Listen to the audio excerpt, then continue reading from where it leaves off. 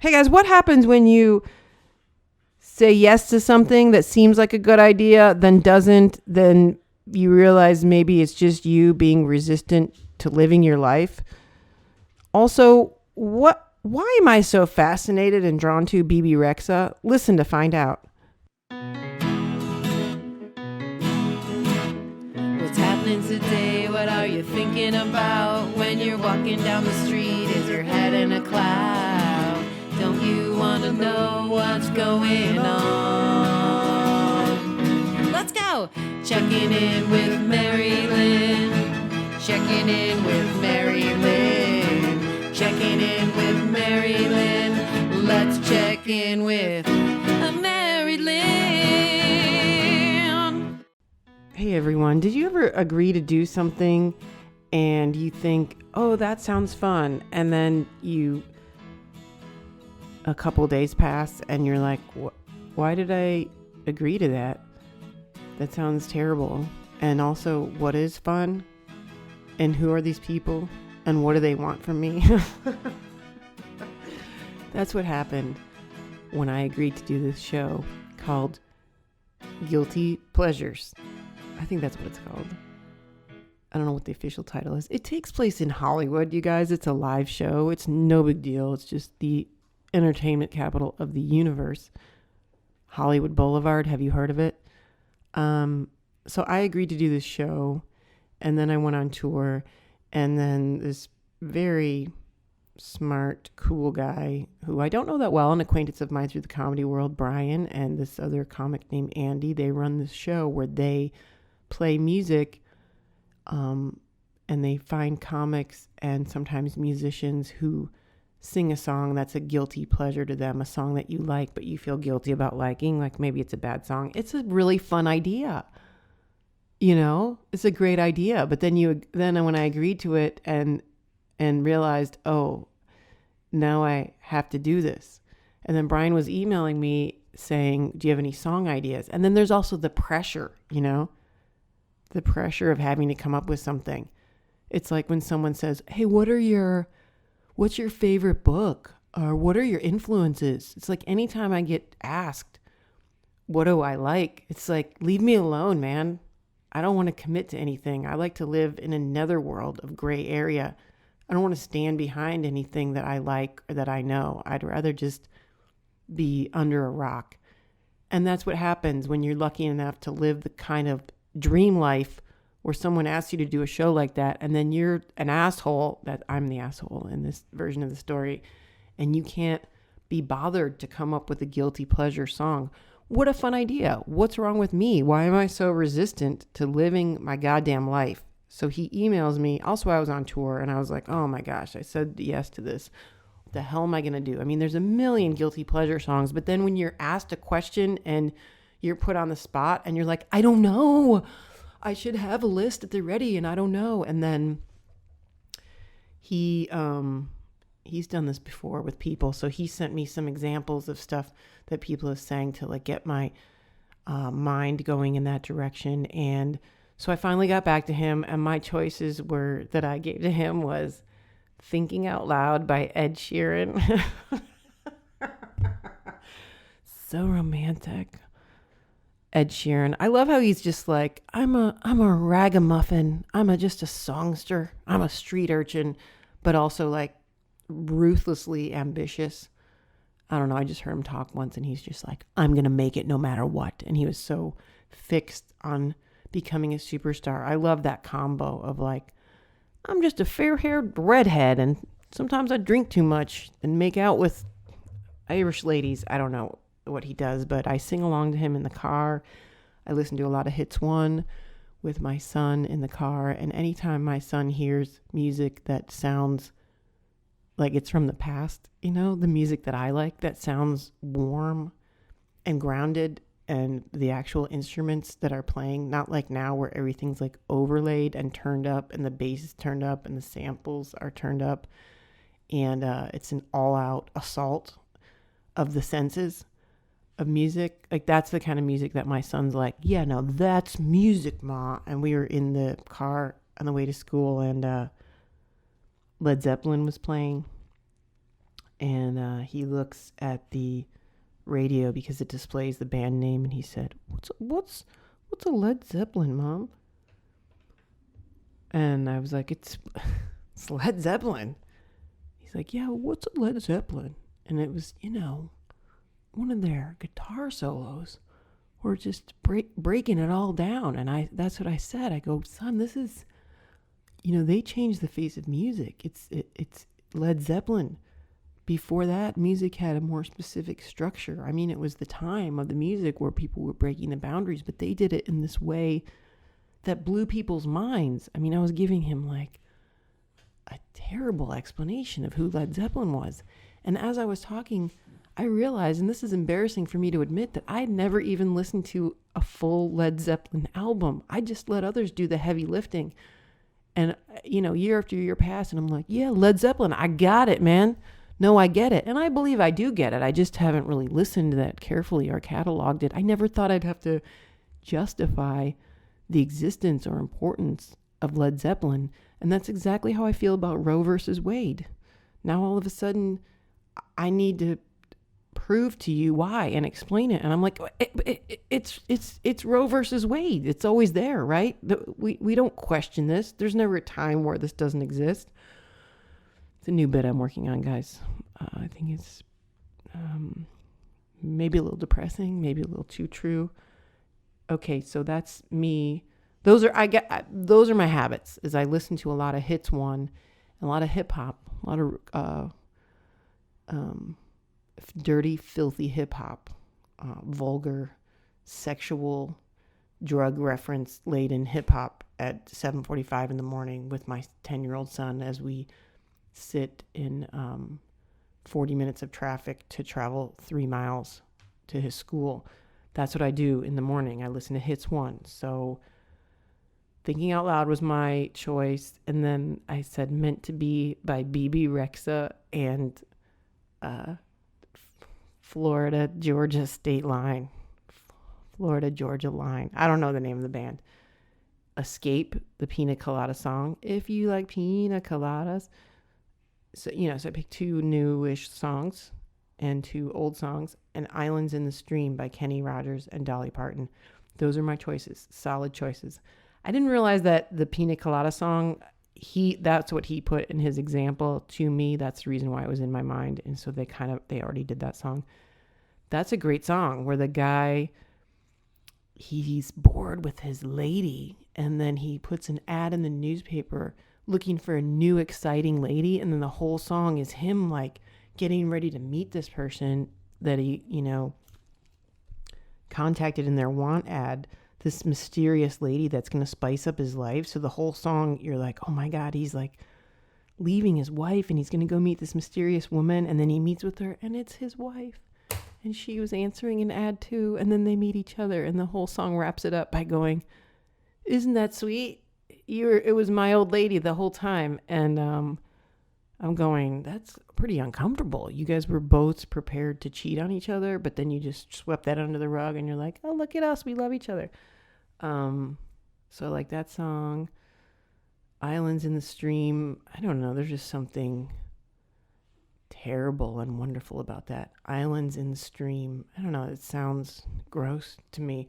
So I ended up picking Meant to Be by Bebe Rexha and Florida Georgia State Line, because this song is repetitive and not great, but I find myself singing along with it in the car, even though I don't want to. That's the manipulation of this song. In the same way, like the other morning when I woke up and Dangerous Minds was on TV, and I just started crying because Michelle Pfeiffer was talking to these urban kids about their lives, and she's a teacher and she wants to teach them.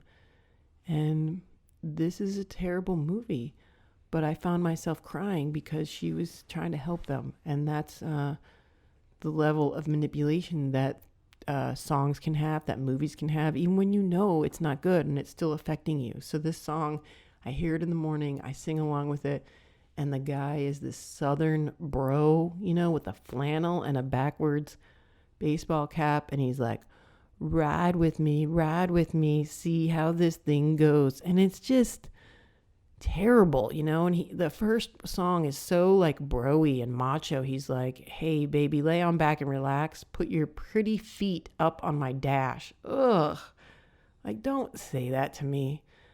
But then there's another line where he's like, hey, hold up, don't you know you're beautiful? And I like that he's like, hey, hold up, everybody, stop everything, I gotta tell this woman she's beautiful. So that's, you know, my secret guilty pleasure is like, that's what you want. You just want the world to stop and for a dude to turn to you. Ugh, it's so gross. And to tell you you're beautiful, you know? And that he just wants to ride with you and see where this thing goes. If it's meant to be, it's meant to be. Baby, if it's meant to be. And then they say that 100 times in the song over and over again. Maybe we do, maybe we don't. Maybe we will, maybe we won't. We got nothing but time. It's like, no, you don't have nothing but time. Time is very finite. And it's not maybe we will, maybe we won't. It's like, what time are you coming home and what's for dinner is what I'm talking about. You know, and she's like, I've been hurt a couple times by a couple guys who didn't treat me right. And it's just so sick and infantile, you know. You can tell that underneath the lyrics is her going, I hope you treat me right. And he's like, well, aren't I just the guy that told you to put your pretty feet up on my dash? Of course I'm going to keep you right. Like, now that I'm really microanalyzing it, this song is disgusting. But there's a part of me that it is appealing to, just the romance of like, hey man, just let it go. Let's see where this thing goes, right? Let's take a chance. So I agreed to do this song. Just got carried away right there. I didn't want to do it. That's the song I chose. And then they called me for rehearsal. And the whole day I'm like, I don't want to leave the house. I drag my kid to Hollywood. We get out of the car, you know, buy Dos burritos and Ripley's Believe It or Not. And there's all kinds of people there. There's just the smell of pot everywhere. That's all I can smell. But I don't say anything because I don't know if my son smells it or even knows what that smell is. But so then, you know, I got some pot and we smoked pot. No, we didn't do that. We just went to this rehearsal place in Hollywood Boulevard and on Hollywood Boulevard, and we rehearsed the song. The thing is, once I get out of my house and go there and meet with these guys, guess what? It's really fun.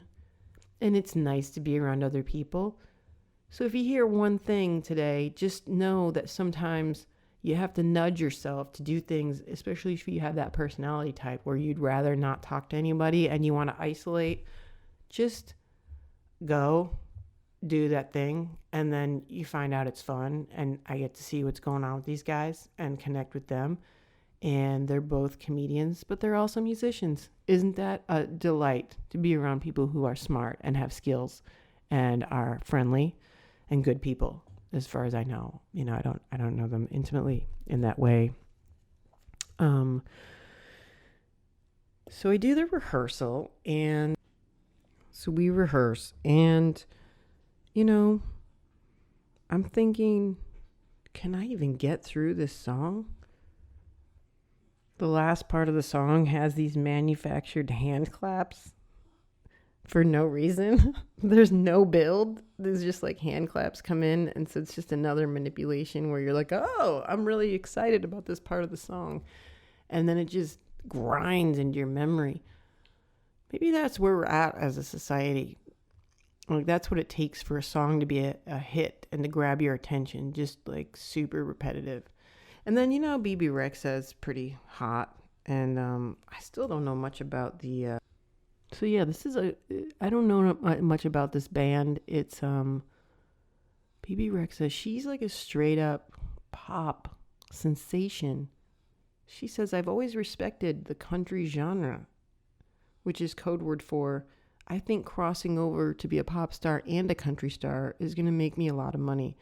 Come on, she's genuine. Who doesn't appreciate the country genre? But I think that's what it's about, is how can we make a song. I think that's why it's resonating. The meaning is simple and honest. You know what? She's right, okay? She's tapping into something that I said earlier. And then the video is her being a waitress. That's the other thing, is it's got that nostalgia. Like, she's got a little 50s outfit on and she's bleach blonde. Like, it's a little bit, like porny. The busty waitress who's just like dreaming of a better day, that some bro comes in with his acid wash jeans and tells her to put her pretty feet up on the dash. Can you hear that in the background? That's the cat standing on his hind legs and trying to open the door. So, oh my God, hang on. Yeah, it's weird because do I love Bebe Rexha? I want to know why. I don't know why. I swear to God, the thing is, I haven't investigated her really, but she just exists. And I think that's the power, is that she's in my head and I'm like, I don't know why. It's not like I was like, oh, I can't wait to listen to the new song of hers, but she's there. And that's what's powerful. How does she get into my head? Maybe I'll meet her someday, What? No, I don't know. I honestly don't even really. Answer, maybe I'll meet her one day. Why do I love her? Because she's. Talk about that for 10 minutes. I guess. I don't know. I guess I love her, but I don't even have a frame of reference for her. Like, if you asked me about Lady Gaga, I'd be like, oh, Lady Gaga, she has aches and pains, and and she's A Star Is Born, and she wants to be, and she wears all these crazy outfits. Like, I don't even know what I would tell you about Bebe Rexha. Like, I don't know why. I guess because she embodies, like, she's perfectly empty and full at the same time. You know what I mean? She's just like an icon of a woman that doesn't really exist, but yet exists. And there's something comforting about that. It's like the image of Mother Mary. I don't know. She's just there when I need her, singing If It's Meant to Be. And she doesn't question, Bebe Rexha is not like, should I not do the Victoria's Secret fashion show where I'm singing and the models come by in their underwear? She's like, no, I'm not going to question that. I'm going to show up in a hot pink outfit. I'm going to sing my song and it's going to appeal. Like, it doesn't matter what she says. She just exists, and that's powerful. She's not second guessing. I mean, I'm sure she has her own process, but that's the power of someone who's iconically beautiful in this way that doesn't, there's no critique of it. There's no underlying, it just is there. Like a Cadillac Escalade. You're like, yeah, that's a Cadillac Escalade. All right. I don't know where I'm going with that. I guess I explained it. I'm not trying to like hedge around it. I'm just saying, she's not, oh, you know what? I guess I'm trying to think of like another example of like maybe Katy Perry or something. Like, I know too much about her, Maybe that's what it is because the thing that I like is people's humanness. That's what I like in comedy. I like the mistakes. That's where I live, okay? I live in the mistakes. I live in the second guessing. I live in the gray area. And that's what it is. And with someone like Bebe Rexha, I don't want to know your personality. If you start talking, I just hear blah, blah, blah, blah, blah. All I want to hear is your big, broad, general songs that are just like hit a certain sentiment. I don't want to know your problems or your marriage or your fragility or your ego. And she's really amazing at that. And I appreciate someone that can exist on that level, that just washes over you like you're in a shower. And I'm like, why do I know this song? Like, it's kind of creepy, like I can't get rid of it. But then again, I can throw it away and pick it up at will. You know what I mean? I don't have to feel guilty about it. I'm not like, is Bebe okay without me? You know what I mean? Like, where I'm like, what happened to Katy Perry? She doesn't have the marriage to Russell anymore. She cut her hair short. She fucking had the one shark incident. She was great at Roar, and then I abandoned her. You know what I mean? I feel guilt about that. I'm like, is she okay? That I know I'm no longer interested in her. Bebe Rexha is like, bam, I'm here no matter what. You don't have to question, am I going to fall apart if you're not a fan of mine? I'll just be here repeating that same line. Even her song like, I'm a miss, I'm a this, I'm a loser, and I'm a hater. Like if you hear her talk about it, she's like, I really feel that way, man. I feel like a loser. I'm a hater sometimes. But then she punches it out to this like degree of broadness where it makes it this unquestionable statement and then performs it. I'm not worried about her. She made it into something. All right. So we rehearse. It's really fun. And then guess what? It's performance night, guys. All right. I got to get dressed. I got to get in my car. I got to take off the gloves. Those are the rubber gloves that I used to wash dishes. I got to put down the cat poop scooper. I got to put down the laundry. And old mom's got to get in the car and drive to Hollywood. So I get there. And first of all, there's a guy in a bikini who has really ruddy skin and like a long shirt, like a kind of a long sheer sweater shirt over his bikini. And it's his real hair. It's not a wig. And he's walking down the street in Hollywood. And I'm like, I've made it. I felt like I made it before, but now I feel like I really made it. And I'm also feeling a little bit foolish. Like, am I really going to get on stage and sing a song right now? And then I get there, and the bar is warm and inviting, and there's not a lot of audience member there, and there's Brian and Andy, and they've got another couple of musicians there, and they're on stage making it happen. They did their rehearsal. They're doing their songs. Some other comedian friends are there. Lizzie Cooperman is there. Matt Kirshen is there. And so, once again, I'm validated by the human presence and connecting with other people. It's not a bad thing to do, guys.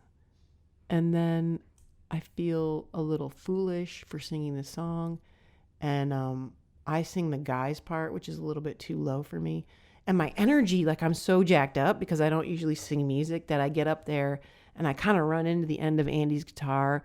And then I start singing and I like don't want to screw up so bad that I end up screwing up. And I that part that's repetitive, it's almost like I locked into a catatonic state and I was like, it was meant to me and me. And I just kept saying it. And I actually ran over the BB part. Maybe I do hate her. No, because he was singing the girl part and I was singing the guy part. And then I had to stop within the song and they're still playing. And I was like, oh, sorry. And he was like laughing and he's like, that's my part. So then I had to sing a little too low for me. And he was singing Jimmy Pardo was there too. He was hilarious. He sang a Peter Cetera B-side. And so Andy had to sing her part. And guess what, guys? It was a delight. It was super fun. I'm glad I did it. We locked eyes at the end. You know, they trade off and on, the man and the woman, and just sing a song about love. And then by the time it's over, Andy's like, I kind of like that song. And I'm like, me too. It's about the purest form of love that you could ever experience. Anyway, I guess the moral of the story is, guys, I want to hear other people's, I'm sure this happens all the time where you say yes to something and then you don't want to do it. But it can't just be like, I want to know like what happened. What did you get out of it? And why were you going to bail on the thing in the first place? I guess it could be anything. I mean, the whole podcast could be about that. And also maybe guilty pleasure. I think that's a really interesting thing too. Like what things do we like that we think we shouldn't like, but then we like them? Oh, also, I'd like to give a shout out to, this was a while ago. I want to thank Eugene Cassie for giving me such a lovely review on my page.